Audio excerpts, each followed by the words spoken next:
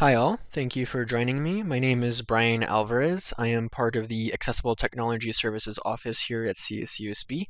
And in this presentation, we're going to be going over a general overview of what the ICT Accessibility and Security Review Form process is like, what you can expect, and some FAQs for the accessibility side of the process as well as the security side. Now, we're going to have a little intro to ICT. So ICT stands for Information Communication Technology.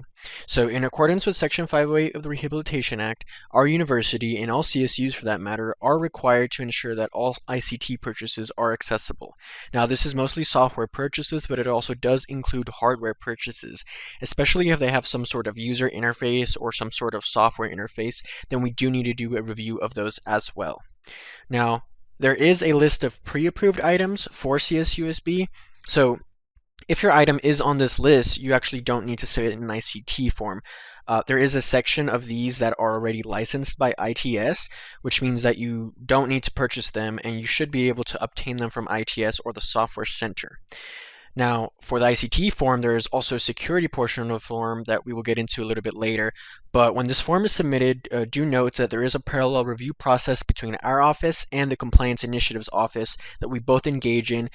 Our office does the accessibility portion and their office does the security portion. And both need to be approved for the entire process to be finished.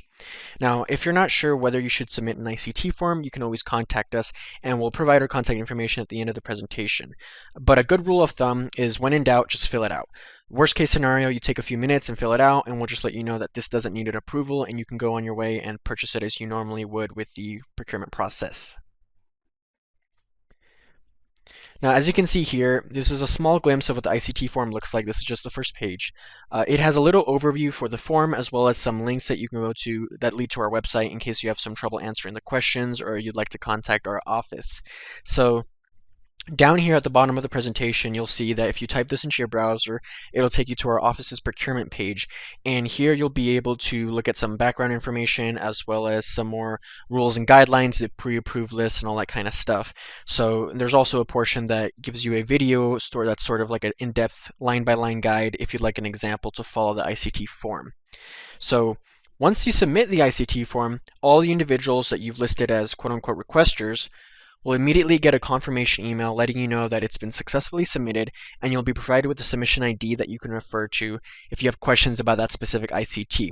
So if you ever do have a question about your specific ICT, where it is in the process, or you just want to follow up, do go ahead and submit that ID because oftentimes the same individual will submit multiple ICTs. So this helps us find your exact product that you're looking for.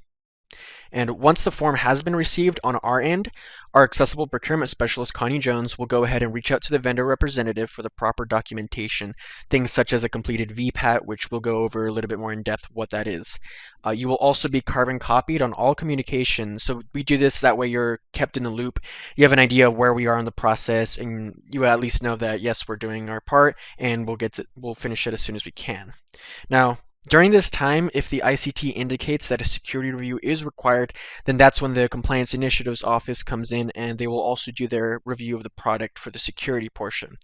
So like I said before, do keep in mind there are two pieces and the form will not be approved until both sides have been vetted.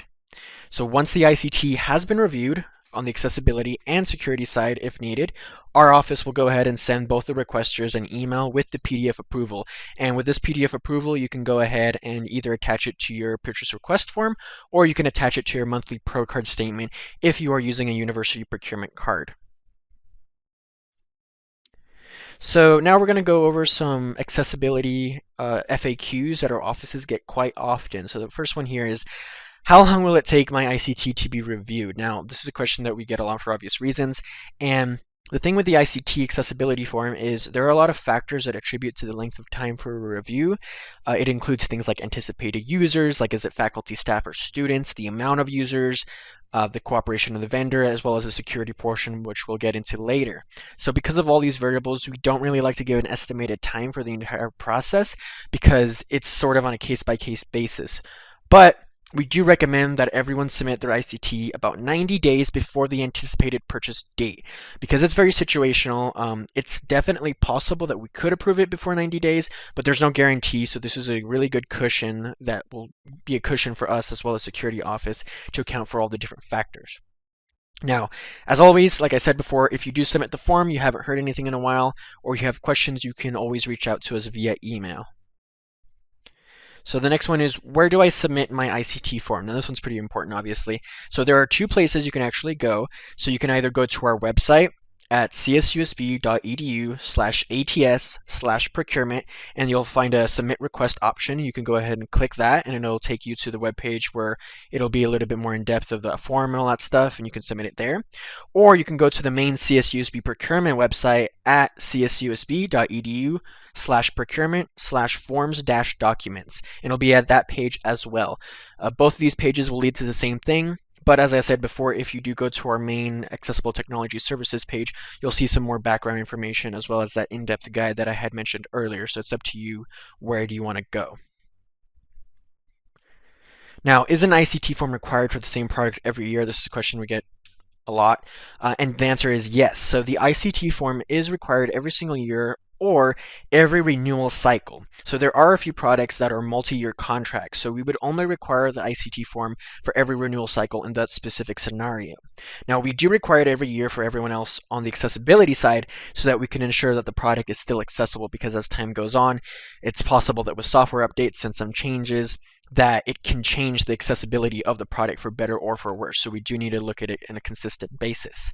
And in addition to that, often we do get asked, can we get a copy of a renewal from last year? And the answer to that is absolutely. If you know that you submitted an ICT before that product, you can reach out to us for a copy, and you can refer to that ICT to look at the information you put on there last year. Of course, if there is any information that needs to be updated, you can go ahead and make those changes, but you can go ahead and now submit a fresh ICC submission form while referring to the last one from the year before. So who completes the VPAT? So the VPAT stands for the Voluntary Product Accessibility Template, and that's completed by the vendor's company, and that helps our office determine the accessibility of the product. So this is not something that the requester or you needs to complete. This is something that, like I said, the vendor should be able to complete. Now, on the form at the bottom of the page, there is an option to attach a VPAT at the bottom of the first page of the form. Now, we do encourage you to take a few minutes and look at their website, and if you can find a VPAT for your product, or if a vendor provides one with you, that would be great, because what this does is it helps us expedite the process, because it saves us a couple of steps. We don't have to email the vendor that much, and we'll already sort of have a few steps ahead of the process. Now, like I said, it's not required by any means, but if you can find it, like I've said, it will expedite your request quite a bit. So now we're going to go a little bit more into the compliance initiative's security FAQs.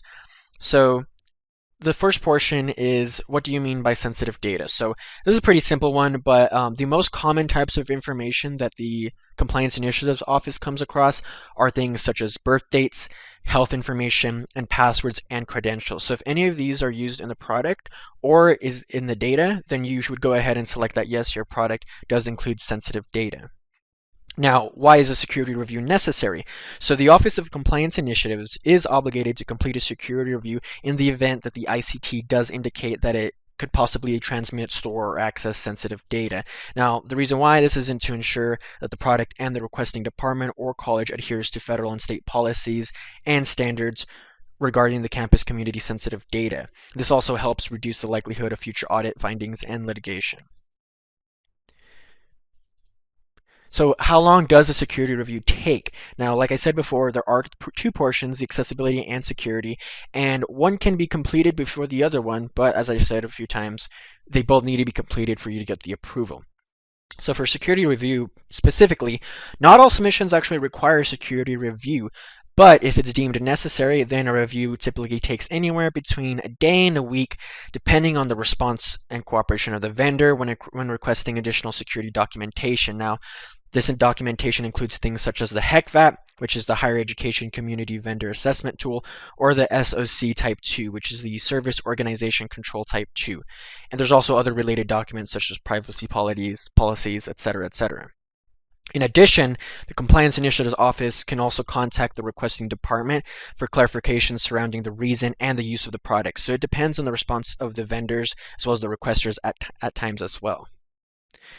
Now moving on, why is a security review sometimes required if you've already been using the product and it's just a renewal? Now, it's possible that the product you are requesting for purchase did not previously go through a security review. So depending on how the ICT form was submitted last time, when the last ICT form was submitted, if one was submitted, when the purchase was, there's a lot of factors that go into it. So at the end of the day, the requirement of an ICT submission for the purchase of certain products allows the Compliance Initiatives Office the opportunity to work with the vendor and the requesting department to ensure that they remain compliant with the information security requirements. Additionally, if a contract exists due to the nature of the product, the Compliance Initiative Office will continuously review the contract stipulations to ensure that the vendor has remained and will continue to remain compliant with the previously agreed upon language with the university for the contract.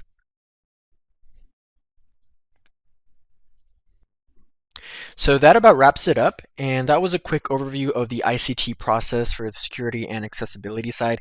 Like I've said, if you do have questions about the accessibility process, you can always feel free to email us at accessibility@csusb.edu. Or if you have a specific question, you can always email Connie Jones, our accessible procurement specialist, at conjones@csusb.edu, or you can email me at brian.alvarez@csusb.edu. And if you have questions about the security portion specifically of the review, you can contact Laura and Sierra, which are the compliance initiative specialists, and you can reach them at laura.carizales@csusb.edu and Sierra Lavarias at csusb.edu. So thanks for joining me.